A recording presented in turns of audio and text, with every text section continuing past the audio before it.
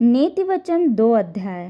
हे मेरे पुत्र, यदि तू मेरे वचन ग्रहण करे और मेरी आज्ञाओं को अपने हृदय में रख छोड़े और बुद्धि की बात ध्यान से सुने और समझ की बात मन लगाकर सोचे और प्रवीणता और समझ के लिए अति यत्न से पुकारे और उसको चांदी के समान ढूंढे और गुप्त धन के समान उसकी खोज में लगा रहे, तो तू यहोवा के भय को समझेगा और परमेश्वर का ज्ञान तुझे प्रकट होगा, क्योंकि बुद्धि यहोवा ही देता है, ज्ञान और समझ की बातें उसी के मुंह से निकलती हैं। वह सीधे लोगों के लिए खरी बुद्धि रख छोड़ता है, जो खराई से चलते हैं उनके लिए वह ढाल रहता है। वह न्याय के पथों की देखभाल करता और अपने भक्तों के मार्ग की रक्षा करता है।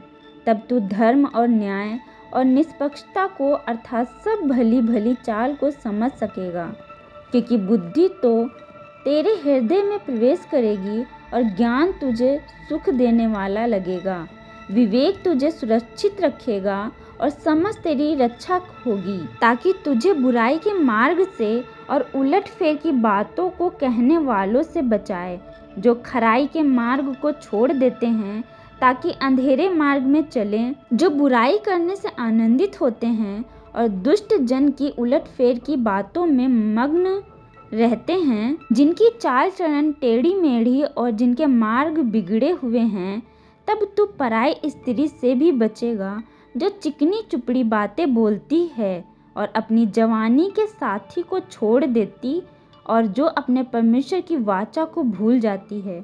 उसका घर मृत्यु की ढलान पर है और उसकी डगरें मरे हुओं के बीच पहुंचाती हैं। जो उसके पास जाते हैं उनमें से कोई भी लौटकर नहीं आता और ना वे जीवन का मार्ग पाते हैं। तू भले मनुष्यों के मार्ग में चल और धर्मियों के पथ को पकड़े रहे, क्योंकि धर्मी लोग देश में बसे रहेंगे और खरे लोग ही उसमें बने रहेंगे।